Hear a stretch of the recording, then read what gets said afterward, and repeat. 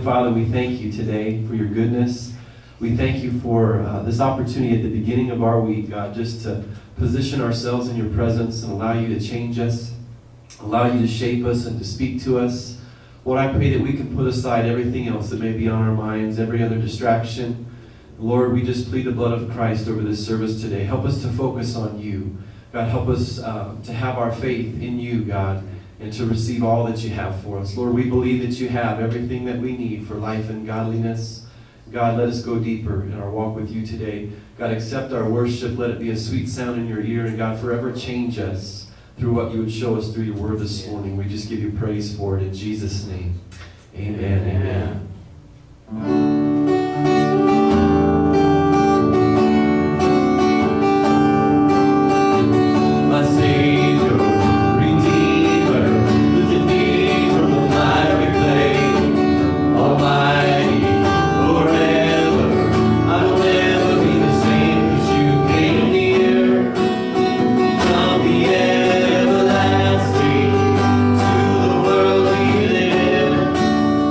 Father's only Son.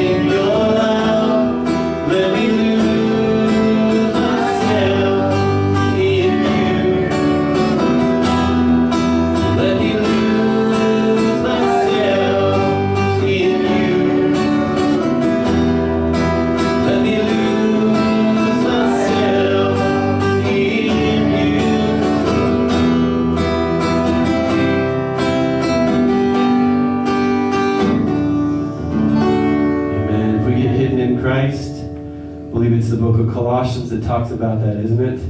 We're hidden in Christ Jesus. You know what? The devil can't find us. He'll try, amen? Anybody have the devil try and find you and mess things up, even as a believer? He can't possess us, but he tries to oppress us. But when we're hidden in Christ, he can't find us. All he can do is find Jesus. Amen. And so let's stay there, amen? That's a safe place to be. And if we're in Christ, we have all the blessings that the Word of God tells us that we have. Praise the Lord. I stand before you, Lord, and give you all my praise. Your love is all I need. Jesus, you're all I need. My life belongs to you. You gave your life for me. Your grace is all I need. Jesus, you're all I need. Hold me in your arms, never let me go. I want to spend eternity with you. Now that you're here, everything is different, everything's so different, Lord. I know I'm not the same, my life will change. Wanna be with you, I wanna be with you. And now that you're here, everything is different, everything's so different, Lord. I know I'm not the same, my life will change. Wanna be with you, I wanna be with you. I stand before you, Lord, and give you all my praise. Your love is all I need. Jesus, you're all I need. My life belongs to you.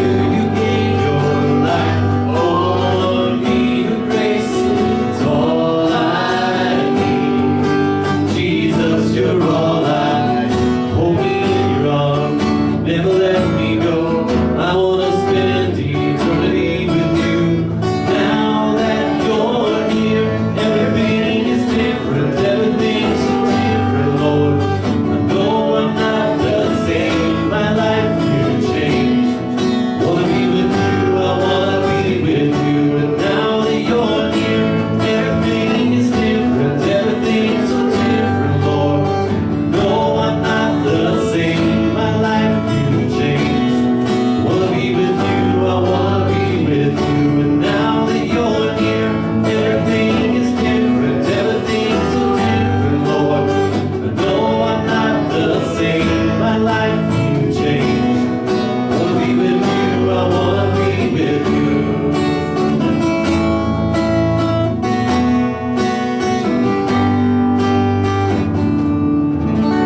Hallelujah. Praise the Lord. Over the mountains and the sea, your river runs with love for me. And I will open up my heart and let the healer set me free.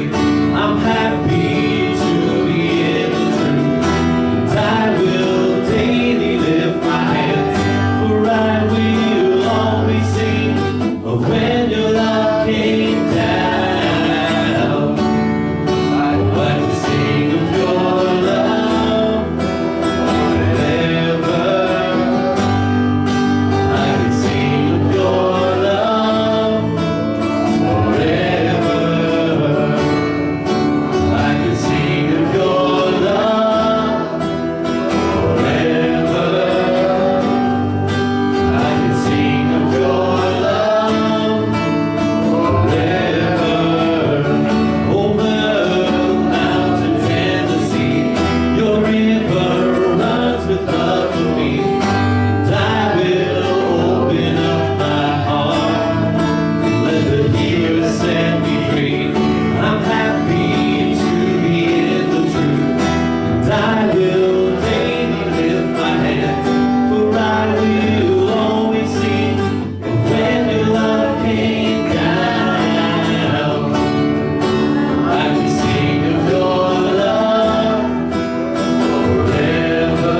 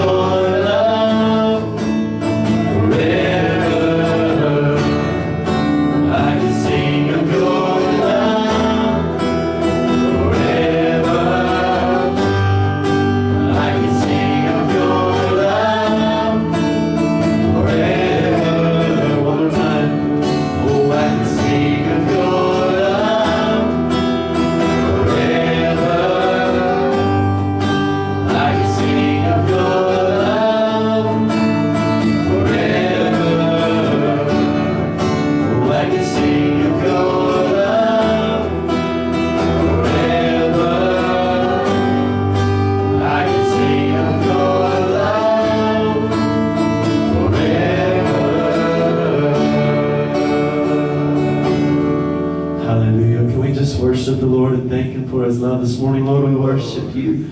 We thank you that we know what love is because you first loved us, God. There's safety, there's refuge, there's comfort, Lord, in your love. God, there's everything that we have need of, God, when we're in love relationship with you. We thank you for that, God.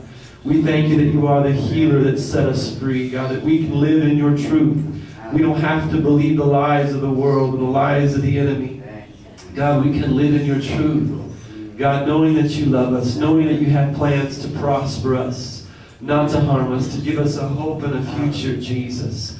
Hallelujah. We worship you. We thank you this morning for your love, Jesus. Hallelujah. Thank you, Lord.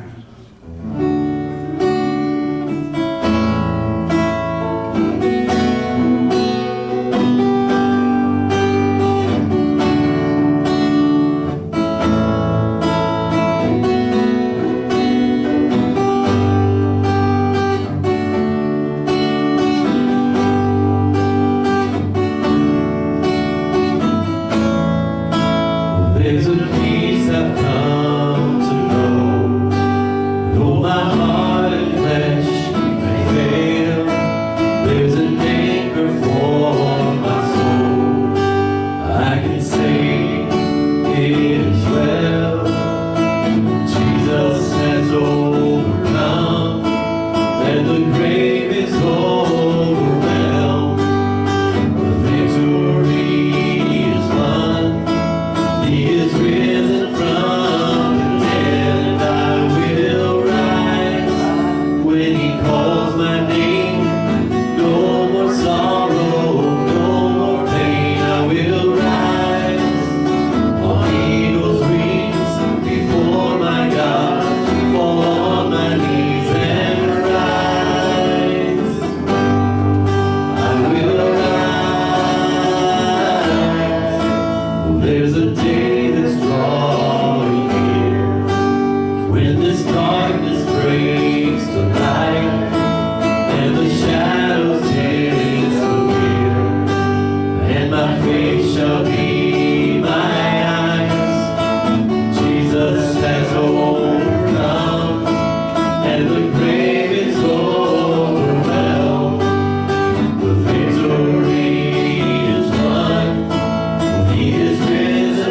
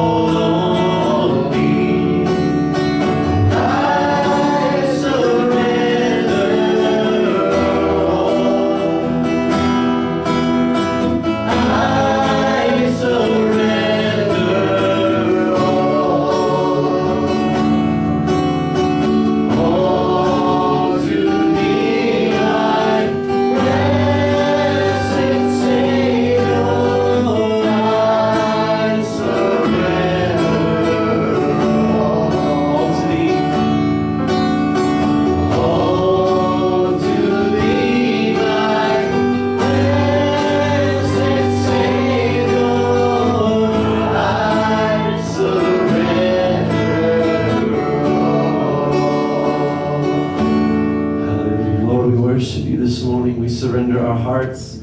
We yield our spirits to you. God, we want you to have your way in our lives this morning. We thank you that we can come in, and the name of the Lord is a strong tower. We can find rest.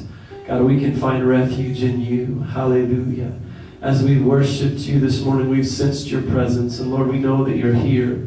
You inhabit the praises of your people. And Lord, we want to hear from you today. God, we want to receive something from your hand today, God.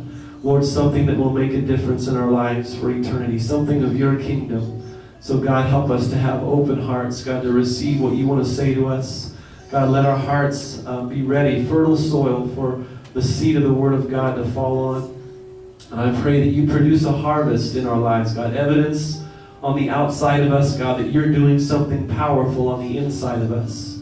God, let your word come alive. Let it change us. Let it shape us. God, we just give you praise. Accept our worship this morning as a sweet sound in your ear. God, we pray it's blessed you. We pray it's put a smile on your face. And God, let your presence make the difference in each heart this morning. We just give you praise. In Jesus' name. Hallelujah. Hallelujah. You may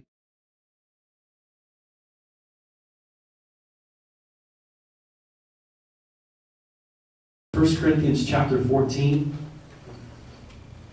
I'm going to share a message about the proper purpose of the gifts of the Holy Spirit. 1 Corinthians chapter 14. We're going to talk about the proper purpose of the gifts of the Holy Spirit.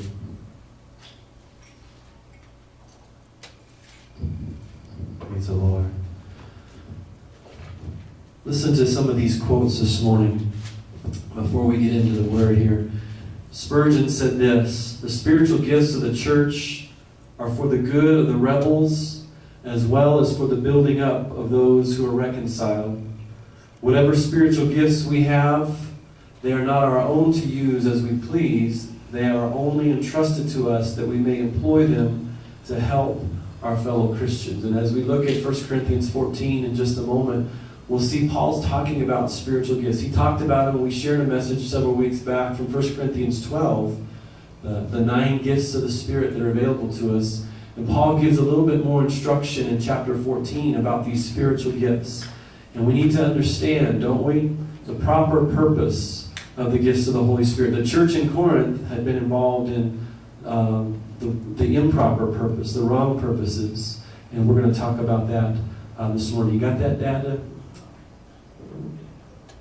You got to click that little box to get the desktop off of there. We're having to have new trainees on our technical. When one's sick, we got we got to fill in. So you got it there.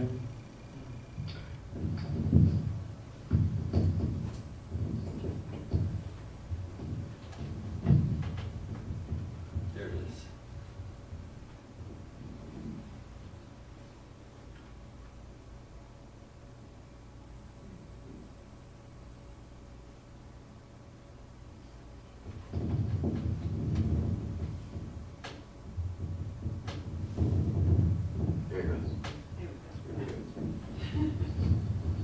Okay, so there you can see the quote again. Charles Spurgeon said, "The spiritual gifts of the church are for the good of the rebels, as well as the building up of those who are reconciled. Whatever spiritual gifts we have, they are not our own to use as we please. They are only entrusted to us that we may employ them to help our fellow Christians." Like we just prayed when we prayed for the offering. God, what would you have me to do? God, you've given me gifts. How do you want me to use them? And not worrying about what other people think or comparing ourselves among ourselves, but God, how would you want to use me? Warren Wiersbe said this: "Spiritual gifts are tools to build with, not toys to play with or weapons to fight with." In the church at Corinth, the believers were tearing down the ministry because they were abusing spiritual gifts. They were using their gifts as ends in themselves and not as a means toward the end of building up the church. They so emphasized their spiritual gifts that they lost their spiritual graces. Maybe you've been in a church like that, and it's a sad place when that happens. And that's what was happening in Corinth. They had the gifts of the Spirit, but they were lacking in the fruit of the Spirit: love, joy, peace, patience, kindness, goodness, gentleness, faithfulness, self-control. We need to make sure that as we're operating in the gifts of the Spirit, being used powerfully by the power of the Holy Spirit, that we're still manifesting the fruit of the Spirit. Or it may be the wrong spirit amen, that we're functioning in. Connie Stevens took over as pastor of a large southern church after spending 8 years ministering in Moscow and other Eastern European cities. Things have changed a lot in America, especially in the world of technology. Cable, computers, cellular phones, it can all get a bit confusing. So when Pastor Stevens complained to his new secretary that he didn't think that the paging device folks asked him to wear was working, she was gentle in pointing out that he was wearing his garage door opener. That, of course, explained why his pager wasn't having much success opening the garage door. Pastor Stevens had all the tools. He just needed a little good information on how to use them. And I'll tell you what, it changes every day, doesn't it? You got to have the kids training on how to use all the technology. Today, the body of Christ, the church, is facing a similar information crisis when it comes to spiritual gifts. You don't hear very much sound biblical teaching on how the gifts of the Spirit are to be in operation in the church. Unfortunately, because a lot of churches just don't believe in them anymore. And so the gifts aren't even functioning. But we need the power of the Holy Spirit. Amen? In these last days, more than ever, Jesus' return is coming soon. If you don't turn on the news and see the rockets being fired at Israel and the crazy things that are going on our border and in our own country, showing that we're in the end times, Jesus is coming soon, and we better get prepared, and we better recognize we need all the tools, all the equipment that God's made available to us. That's the baptism of the Holy Spirit. That's the gifts of the Spirit. Everything that this Bible teaches us, we need to make use of it before Jesus comes back. I want to look at this morning 4 proper purposes brought out in 1 Corinthians 14 for the gifts of the Spirit. 4 proper purposes. Number 1, it says that the gifts of the Spirit should be for edification, for exhortation, and comfort. All right? For edification, exhortation, and comfort. Look at verse 3 of 1 Corinthians chapter 14. It says, but he who prophesies, that's a gift of the Spirit, right? From 1 Corinthians 12. He who prophesies speaks edification and exhortation and comfort to men. So when we prophesy, again, let's remind and refresh ourselves what prophecy is. Prophecy is when a person gets up, inspired by the Holy Spirit, amen, moved upon by the Holy Spirit, and they give a message, either forthtelling, saying what's going on right now from God's perspective. And we need that, don't we? When we see all the stuff that's going on in the world, it's easy to get troubled, isn't it? It's easy to get worked up, even as believers. And you can imagine what the world is going through. We need someone that will forthtell, this is what God says about this situation. That's what a person who's operating the gift of prophecy does. Also, they foretell down the road, in the future. God says this is what's going to happen. And if it didn't happen in the Old Testament to a prophet who prophesied things down the road, foretelling, what would happen to that prophet? They were stoned. They were killed. And so we ought to have a reverence, shouldn't we? We ought to make sure that it's God who's speaking to us and prompting us. But if you operate in the gift of prophecy, you're full of the Holy Spirit, God's using you, you'll know that it's the Lord. He will confirm His word and give you the boldness. And we need to be obedient, not be afraid to speak. But prophecy is a gift of the Holy Spirit. And when we prophesy, we need to make sure it's for edification. What is that? Building up, not tearing down. God's judgment is going to come. Yes, there's going to be terrible things that happen. But the gift of prophecy is probably not the opportunity for judgment, gloom, and doom to be brought to the body of Christ, the church, in a congregational setting. Prophecy should be for edification, building up, not tearing down, for exhortation, encouraging people in what God wants them to be doing, and for comfort. For comfort. That person with the bullhorn down on the downtown street, maybe Acacia Park, yelling that we're all sinners going to hell. That might be a good thing that God wants them to be doing. I'm not saying they're disobeying the Lord, but that's not the gift of prophecy in operation. The gift of prophecy will be for edification, for exhortation, and for comfort. And we need that in the church. Amen? We've got programs, we've got smoke and lights, but we need the operation, the proper operation of the gift of the Holy Spirit, prophecy, bringing edification, exhortation, and comfort to us. How do I know that what's coming out of me is not just my flesh? Have you ever wondered that? Talking about the gifts of the Spirit. How do I know it's not just my flesh? Some of us are afraid to yield to how God's wanting to use us in the gifts of the Spirit because we're so afraid of making a mistake. And God's gracious. If we make a mistake, do we think He's going to throw a lightning bolt at us and never use us again? No, God is patient. We will make mistakes, and we need to learn from them and try not to do them again, because it is not just affecting us, it's affecting the whole body. But God wants us to be obedient. How do I know for sure that it is the Holy Spirit using me in a particular gift? One of the ways we'll know is what we just read in verse 3. Is it for edification, for exhortation, and comfort? If it is, we ought to speak it and speak it boldly. Amen? Knowing that it's the Holy Spirit. Satan's not going to inspire you to speak something that's for edification, exhortation, and comfort. Is he? No. So we can speak it boldly, knowing that God is wanting to use us to build up the body of Christ. It's clear from this verse that prophecy is not to be used as a personal soapbox. I've been there. I've seen that growing up in church. It's not a time for a personal soapbox to get something off your chest. Have you ever seen that happen in a service? And it takes pastors and leaders in the church to be sensitive to the Holy Spirit and to teach people. Amen? People are going to make mistakes. Whether they did it on purpose or whether they did it accidentally, the leadership should step in and say, no, like Paul is doing to the Corinthians, no, this is not decent and in order. This is not how it should happen. This is not a time to get things off your chest that you've always wanted to say. That's not edification. That's not exhortation. That's not comfort. That's not the Holy Spirit. And we need to learn from that. Edification in the Greek is oikodome, and it means architecture, a structure, a building, confirmation. It speaks of something being built. In this case, the body of Christ. And we think about our own city. There's so much that's contrary to what God's heart is. Isn't there going on in every city? I've lived in several different places in ministry, and it's the same all over our country, unfortunately. We've got so many churches competing against each other instead of working together.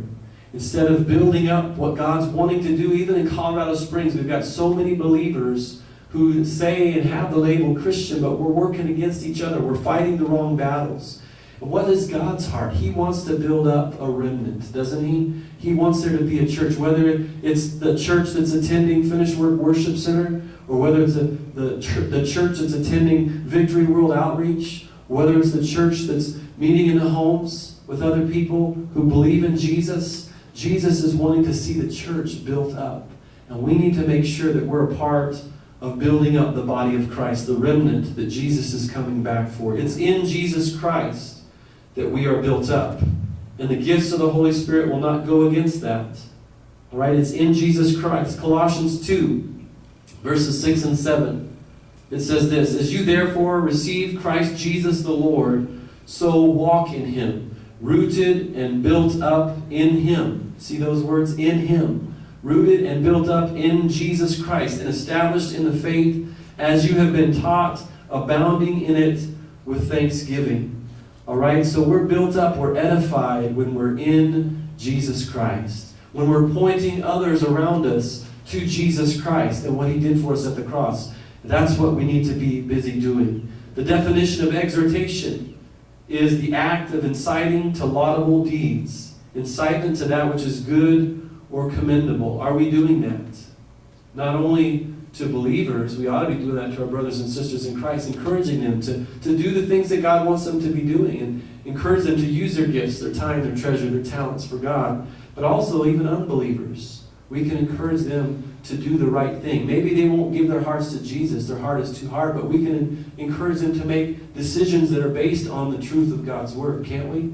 I've got people that I work with on the temp job that I've been working in. They're not Christians. And some of them say some pretty crazy things. Maybe you work around some folks, or you know some folks, their neighbors, that they don't have the mind of Christ. But you have to encourage them with character and principles and truths from God's Word, because then maybe they'll start to think about God and what his role is in their life. Amen? We need to be pointing people, exhorting people to good deeds. Hebrews 10:24 in the Amplified, it says this. It says, and let us consider, give attentive, continuous care to watching over one another. When Cain said, am I my brother's keeper? What was the answer to that?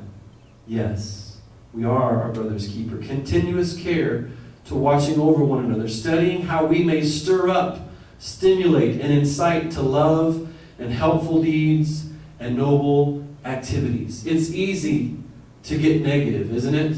When bad things are going on, when circumstances aren't the way we think they ought to be. It's easy to get together with our friends and have a woe is me pity party that nobody else is invited to. But that's not what God's encouraging us to do as a body of Christ.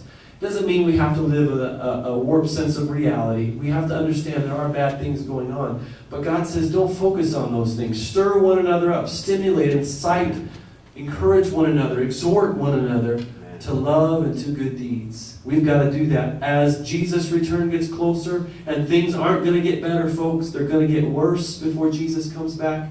We've got to stir one another up in love and in good deeds. It would make sense that if the Holy Spirit is referred to in John 14 and 16, those two chapters, as the Comforter, that those who are used by Him in the gifts of the Holy Spirit would be used for the proper purpose of comforting the body of Christ.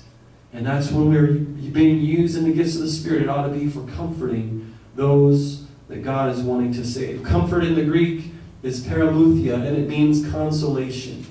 There's a lot of people that need God's consolation, His comfort in their life. And those who are in the process of dying without Jesus in their life, the unsaved that we come in contact with every day, they don't have the consolation, the comfort that we receive from the Holy Spirit, but they need someone to show them that comfort. The gifts of the Spirit, again, don't have to just be in operation, as we talked about in chapter 12, in the four walls of our church. Amen. You could be walking downtown on Tejon Street and come across somebody who's lost, and it's obvious they're lost, and God can prompt you with a prophecy, with a word of wisdom, with a gift of the Spirit to minister to them, can't He? We're the church wherever we go, and we need to recognize how God wants to use us. He wants to use us to comfort that coworker, comfort that neighbor who's going through a tragedy or a circumstance that's just overwhelming, and for us to be able to minister Jesus to them. And so, we know that the gifts of the Spirit are for edification, for exhortation, for comfort. Number 2, another purpose is to edify, improve, build up the church. We're going to look at a few verses here. Verses 4, 5, and 12 of 1 Corinthians 14. Verse 4, it says this: He who speaks in a tongue edifies himself, but he who prophesies edifies the church. Okay? You can see Paul is encouraging them to have as a focus. Corinthians, don't be focused on yourself and on selfishness. Focus on the body of Christ, the church. When you're used in these gifts, it's not just for you, it's for everybody in the church. Verse 5, I wish you all spoke with tongues, but even more that you prophesied. For he who prophesies is greater than he who speaks with tongues, unless he interprets, that the church may receive edification. Do you see the constant theme of chapter 14? That the church might be improved, edified, built up. That's why we should desire the gifts of the Spirit. God, I want to be used by your Holy Spirit so that not only am I mature in my faith, but so that others around me can be built up in their walk with the Lord. Verse 12, even so, you, since you are zealous for spiritual gifts, let it be for the edification of the church that you seek to excel. The Corinthians thought they were something special, especially when they operated in more than one spiritual gifts. If I operate in 3 and James only operates in 1, then I'm on a higher spiritual plane than James, is what the Corinthians thought. And God says, no, everything's a gift from me. The gift of the Holy Spirit baptism is a free gift. Salvation is a free gift. We don't earn either one of them. The gifts of the Spirit are a free gift. God gives, it says in 1 Corinthians 12, to each person as He chooses. And so if God's given you 3, it's because God's chosen to give you 3, and He has a responsibility with that. He wants to use you to build up the body of Christ. We need to seek to excel for the purpose of the church, the body of Christ, being edified, improved, and built up. If our motivation or our heart attitude is, look at me, I'm someone special, or I'm someone on a higher spiritual level because I function in one or more of the gifts of the Holy Spirit, then we're not understanding the proper purpose for the gifts of the Spirit. Every gift ought to express the idea, look at Jesus. Amen? Have you ever been in a service where someone gives a message in tongues, or interpretation, or prophecy, or somebody maybe when you're praying in the altar, a minister or a spiritual leader gives a word of wisdom over your life, and it doesn't make you focus on that person if it's of the Lord. It makes you focus on Jesus. Wow, that God would use that person to speak to me in that way. It captures your attention for God's glory. Amen? And so we need to make sure that it's to say, look at Jesus. Every gift should be used not for selfish ambition, but to edify, to improve, and to build up the church. God, I'm hungry for all that you have for me. God, not so that people will recognize me, but so that they'll recognize and lift up Jesus through how you would use me. That God would baptize us with His Holy Spirit and then use us in some gift or gifts to edify, to improve, or to build up the church should be a truth that humbles us. Amen? We're flawed.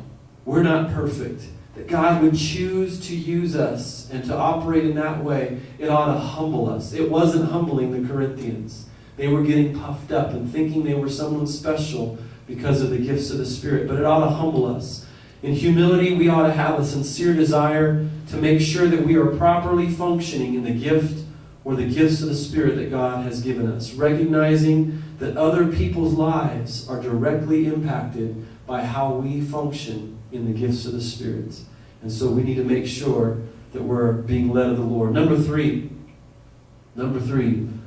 proper purposes for the gifts of the Spirit, for the strengthening of the church. Look at verse 26. It says, "How is it then, brethren, whenever you come together, each of you has a psalm, has a teaching, has a tongue, has a revelation, has an interpretation. Let all things be done for edification," or for strengthening. For strengthening. How many know that sometimes it's better just to keep our mouth shut in some situations? And I think in the book of Proverbs, I don't have reference for it, but I think it even uses sometimes keeping your mouth shut is greater wisdom than opening your mouth.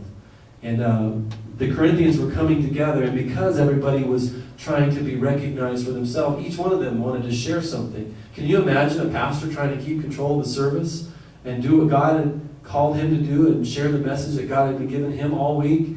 When each person in the church, and God wants the church to be fully functioning, don't get me wrong. Each person doing what God has called them to do. And it's not just a one-man show, the pastor and his supporting cast.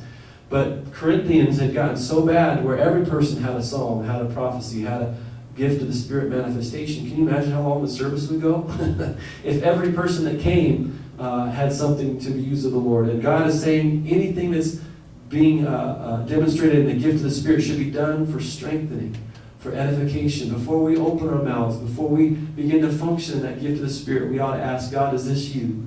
And is this just for me, or is this for the strengthening of my brothers and sisters in Christ? And then act on it. If God says yes, then go for it. But if not, we can hold our peace and let the Lord minister to us. Amen? And be edified ourselves. The Corinthians were improperly using the gifts of the Holy Spirit to be seen, for personal recognition instead of for the purpose of allowing Jesus to be seen better. And that should be our heart. Jesus to receive any and all recognition. That should be our desire. A church is always and without exception weakened. Talking about strengthening the church, but a church is always and without exception weakened when it becomes all about us instead of all about Jesus Christ. Amen? And we better make sure it's all about Jesus Christ. Listen to this quote. "Everything done in worship services must be beneficial to the worshipers. This principle touches every aspect, the singing, the preaching, and the exercise of spiritual gifts, those contributing to the service." And we need people to contribute to the service. Singers and speakers and readers must have love as their chief motivation, speaking useful words or participating in a way that will strengthen the faith of other believers. All right? Sometimes what we have to say may be better one-on-one with a particular person that God puts upon our heart, and it's not for the whole body. Or it may just be for us, and God's moving powerfully and strongly upon our own hearts, and we think because it's so overwhelming that it's something we ought to share, when a lot of times we just need to discern, God, this is just for me. And not at this moment, I'm not going to share it with everybody because God is just for me. Everything done in the church is to edify or to strengthen the entirety of the body and to exhibit gifts which tend toward glorifying the person instead of Jesus Christ. All right? We need to make sure that we're pointing to Jesus. Not look at me, but look at Him. When we give a prophecy, when we speak in tongues, it's not look at me, it's look at Him. When we give a word of wisdom, God shows us something about a person's life that we had no idea about. We didn't study it, we didn't have an education, we may not even know the person's background, but God gives us a word of wisdom, word of knowledge over their life to pray or to speak to them about. We need to say, look at Jesus, not look at me. In fact, when you give a word of wisdom or a word of knowledge, one-on-one with somebody in the altar, you ought to say, does that make sense? Is this something that the Lord is confirming in your heart? And if they say no, then maybe we ought to stop talking at that point. Amen? It ought to make sense. It ought to be confirmation with what the Lord is already speaking in their life. How can Finished Work Worship Center be strengthened as a church? Yes, by us all receiving salvation through what Jesus did at Calvary. Amen? We believe that. It's on our logo. It's in our statement of faith. Yes, by allowing sanctification, which is continual spiritual growth, to take place through the it is finished work that Jesus did for us at the cross. The church will be strengthened. Any church would be strengthened that believes that. Amen? We need to have that. Yes, through each of us receiving the baptism of the Holy Spirit, we'll be strengthened because the power of the Holy Spirit will do what we can't do in our own strength. Amen? We need to be baptized in the Holy Spirit to receive that free gift. Yes, by each of us being used of God in the gifts of the Spirit. We ought to pray. As we've been studying the book of 1 Corinthians, we ought to say, God, we want that in our church. It may not happen every service, but God, we want there to be messages in tongues and interpretation. We want there to be divine healing. We want there to be the gifts of the Spirit in operation for your glory, God, that your purposes might be accomplished. But we need to make sure that we're using them properly. Amen? If we're going to be strengthened, we've got to use them properly. Misuse of God's gift is only going to weaken the church. It's not going to strengthen us. We will be strengthened when we go God's way, when we want what God wants. Amen? And that's what Paul is trying to encourage the Corinthians in. The last one, number 4, and then we'll close this morning. Decently and in order. Verse 33, and then verses 39 and 40. Verse 33 of 1 Corinthians chapter 14, it says this, "For God is not the author of confusion." Boy, we can apply that to a lot of things in our life, can't we? Sometimes we take that out of context and apply it to things that it's not really talking about. Paul's talking about spiritual gifts, but there's a lot of confusion in the world, and this is telling us about God's character. God is not the author of confusion, of disorder, of chaos. When we come to church, it ought to not be disorder and chaos and confusion to our spirits. We ought to sense God's here. Something's going on. Amen? And that's what Paul is telling the Corinthians. But of peace, as in all the churches of the saints. There ought to be the peace of God. Verse 39 and 40. "Therefore, brethren, desire earnestly to prophesy. Do not forbid to speak with tongues, that all things be done decently and in order."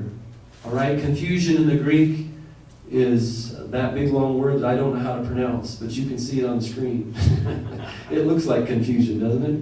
Confusion, it means instability. It means disorder. It means commotion. It means tumult. I've been in some services where people were trying to manufacture a move of God's Spirit, and the Spirit of God was not there. And I tell you what, that's how I would have described the service. Disorder, tumult, chaos, instability, somebody trying to make something happen without God's presence. And nobody wants to be in that place that really has a heart for God. It has to do not only with the manner of operation of the gifts, but as well for everything God does. The phrase, "but of peace, as in all the churches of the saints," refers to stability, to certitude, to a firm foundation, that which is well ordered. In other words, when the service has concluded, people are not left wondering what has just taken place or what has been done. The spiritual trumpet has blown with a certain sound, meaning there were no disharmonizing notes. God's just beginning to confirm. And isn't it amazing how we can be in a service where the Spirit of God's moving? Maybe a message is preached or an altar call is given, and each person can receive something from God right where they're at in their spiritual walk.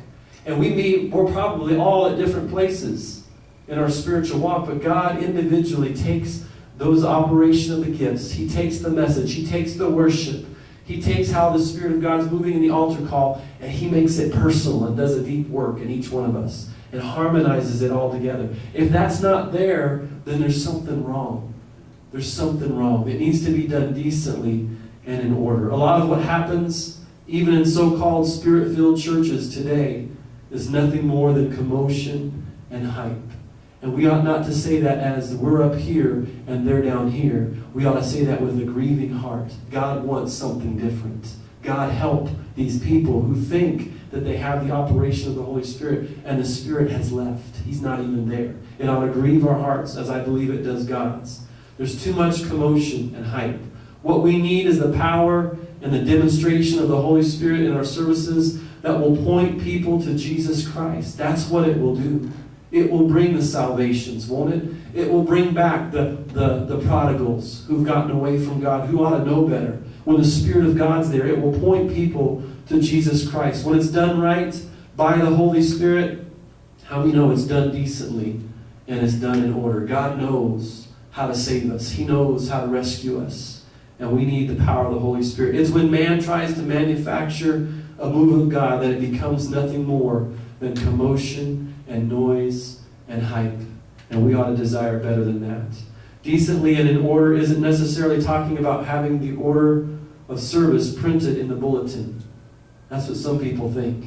And we stick to this order of service and we don't vary from it at all. That's decently and in order. I'm not sure that's what God's talking about in 1 Corinthians chapter 14. It really has less to do with man's organizing, planning, and administration, and all that is good. And I am that kind of person. I'm very administrative. I like to have things organized and planned. But you know what? Sometimes God goes off the order of service. Amen? And usually it's a lot better than what we had planned.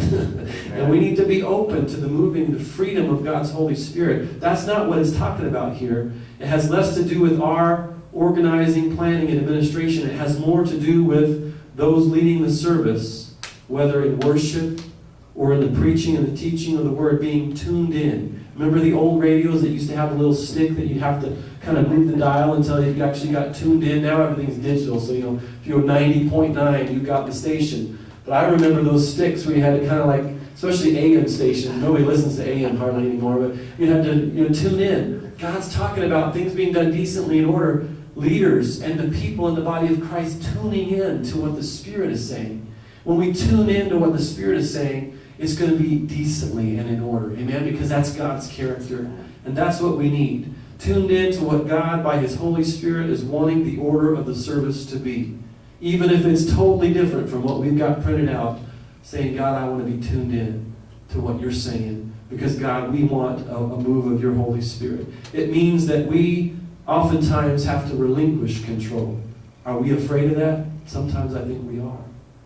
We have to relinquish control. We get our filthy, corrupted hands off of things, and we say, Holy Spirit, I give you control. I give you control. That's the kind of service I want to be in. I want to be in a service where God's Spirit is moving, because I know when the Spirit of God is moving and allowed to move properly by the leadership, that God's going to do something decently and in order and something powerful that's going to bring change in people's lives. So God wants us to do that. Hopefully what we've looked at in these verses will help us. We need to desire spiritual gifts. Amen. We need to look to help people look to Jesus, not look at me. And we need to let the proper function of the gifts of the Spirit, not just within the four walls of Sunday services, but wherever we go, we're the body of Christ. Say, God, I want your power of your Holy Spirit to function and to move in my life. Amen. Just stand with me this morning. We're going to close. We're going to sing that song, I Surrender All, one more time. Every time God speaks, I believe He wants an answer. He wants a response from us. What's the response that God's asking from you today? We just mentioned, God speaks to us all and where we're at. Maybe we're at a different place spiritually than someone else in this room, but what is God asking as a response from you today? How is He wanting to bring you deeper in your walk with the Lord this morning? We need to respond to Him. Maybe this morning there'll be everyone in here is saved. I don't know. Maybe there'll be people who listen to this on a CD or on our YouTube channel later. And maybe your heart's not right with the Lord Jesus Christ today. Can you feel God tugging at your heart as you've listened to this message, as you've heard what we've talked about in this message? And God's tugging at your heart to surrender everything to Him. Maybe there's been some things you're holding back. Maybe there's been some sin, some things that you know are not pleasing to God that you've been indulging in, and God's Holy Spirit is knocking on your heart's door and saying that needs to stop. Romans chapter 10, verses 9 and 10 says, if we believe in the Lord Jesus Christ, we can be saved. If we confess with our mouth that Jesus is Lord, we believe in our heart that God raised Him from the dead, we will be saved. With the mouth confession is made unto salvation. With the heart man believes unto righteousness. All we have to do is say what God is saying about our life. If God says there's sin, then we need to agree and say, God, yes, there's sin. There's something that's not pleasing to you. And God, I repent. I want your forgiveness. I want your cleansing. And Romans 10, 9 and 10 is saying God will cleanse us and forgive us. Jesus went to the cross for all of our sins. And if we'll confess those things to Him, He wants to make our hearts right with Him today. So if you're not saved, your life's not right with God, maybe you need to rededicate your life to Jesus, surrender everything to Him. You can do that as we close the service this morning. Maybe you need to be baptized in the Holy Spirit. John the Baptist said in Matthew 3:11, I indeed baptize you with water, but one mightier than I is coming, the latchet of whose shoes I'm not worthy to carry. He will baptize you with the Holy Spirit and with fire. And if you've not received the baptism of the Holy Spirit, it's a second work of grace. You get saved, and that's God's amazing grace. It's a free gift. But He wants to baptize you in the Holy Spirit, an overflow of His presence. The first evidence will be that you'll speak in a language you've never studied, you've never been educated in. God takes control of the worst member of our body that gets us in the most trouble, our tongue. Amen? As the first evidence that we've received the baptism of the Holy Spirit. But there's 9 other evidences of the baptism of the Holy Spirit. A greater appreciation for God's Word. A greater spirit and power in prayer. A greater concern and desire for souls to be saved. And we see that in the book of Acts. The people who received the baptism of the Holy Spirit, God used them powerfully. And in 2 years' time, after they received the baptism of the Holy Spirit, the world was saying about the church, they've turned the world upside down. Imagine what God can do if He will baptize you and fill you to overflowing with the power of your Holy Spirit. Jesus is, John the Baptist said, Jesus is the baptizer in the Holy Spirit. You don't have to have a preacher lay hands on you. God does that sometimes. You can be praying on your own. You don't even have to be in church. You could be on your bed at home praying, God, fill me with the Holy Spirit. Jesus is the baptizer. And if we'll just simply position ourselves and ask Jesus for that gift today, He wants to fill us with everything that we need in these last days. And we can have the baptism of the Holy Spirit. Maybe you have a desire to be used of God in the gifts of the Spirit. You've received the baptism, but you don't remember ever being used in the gift of the Spirit.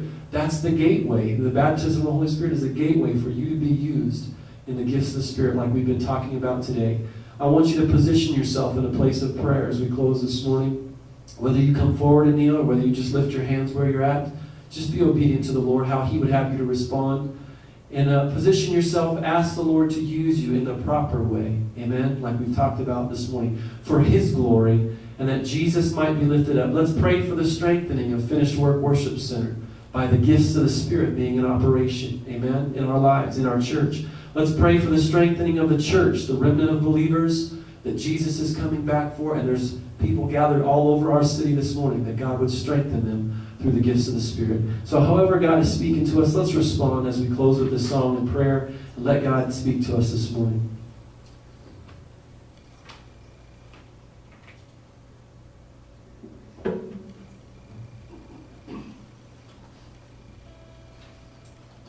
Hallelujah. Thank you, Lord.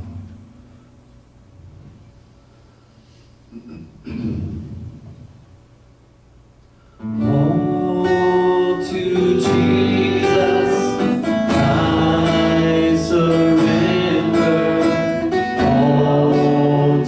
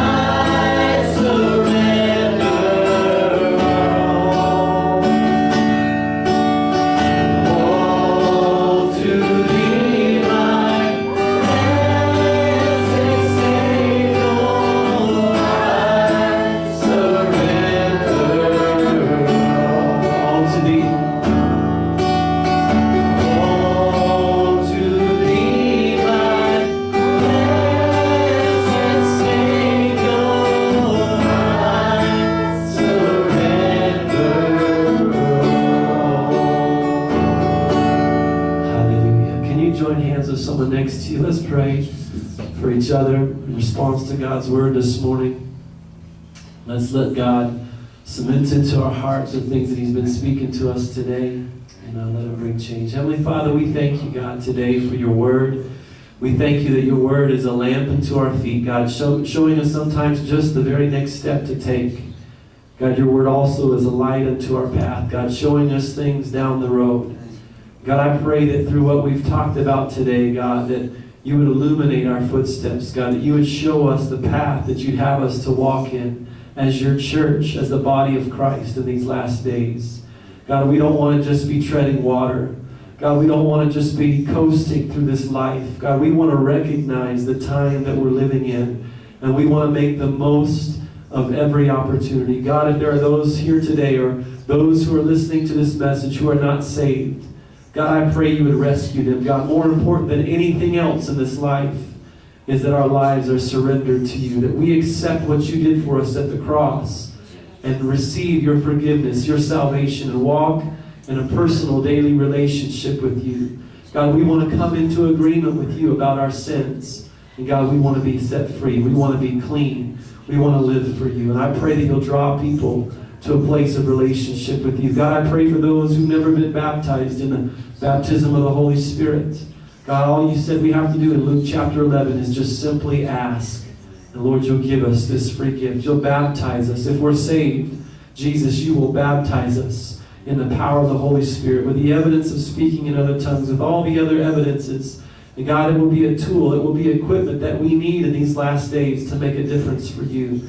So Lord, we ask you to baptize us afresh and anew. Those who have already been baptized, God, that you would refill us. Ephesians 5:18, you said, don't be drunk with wine and live in excess, but be constantly filled with the Holy Spirit. And so God, refill us. Give us fresh perspective. Use us in the power of the Holy Spirit. God, we want to be operating in the gifts of the Spirit because, God, we know it will strengthen, it will edify, it will improve the church. And God, we pray that Finished Work Worship Center would be made better because of the moving and the operation in a proper way of the gifts of the Holy Spirit. Help us to be open and to be yielded, tuned in to what you want to do in our individual lives so that when we come together corporately, God, your Spirit can be on display. God, Jesus can be lifted up and lives can be changed supernaturally. Lord, use us in the gifts of the Spirit. Help us to study them and to understand them and then to ask you, God, to use us in those areas. God, let us see it's not just here in the church building, but God, as we're at work, when we're in the marketplace, God, when we're at our school or wherever we're at, God, we are the church, the body of Christ, and we can be used in the gifts of the Spirit. Help us to desire that and to see good things happening, God, as we open ourselves up to the power of your Holy Spirit. God, raise up the remnant here in Colorado Springs. Raise up the body of Christ in this nation. God, let us be one nation under God. Let us be a nation that desires righteousness. I think of Abram when he was concerned over Sodom and Gomorrah. And God, our nation has so many things going on right now that ought to concern us, much like Abraham was. And Abraham said, God, if there are just 10 righteous, will you spare judgment over those cities? God, I pray that you'll raise up righteous remnant, God, people in this country who will say that's not the word of God, that's not the truth, who will stand against the unrighteousness that's being shoved down our throats. And God, that will stand for you. God, that will recognize that judgment is coming if there is no repentance. Use the church. God, let us not be asleep, God, living in comfort and pleasure and neglecting our responsibility, but let us be used of you in these last days to make a difference. Use us right here in Colorado Springs, in the Pikes Peak region this week, to stir the hearts of people to follow Jesus. Let us live a holy example before them. God, we just thank you for that. Give us divine appointments where we can share our faith. God, strengthen us so that we can accomplish your work this week. We just give you praise. We give you thanks for all that you're going to do. And we pray in Jesus' mighty name. Hallelujah. Amen.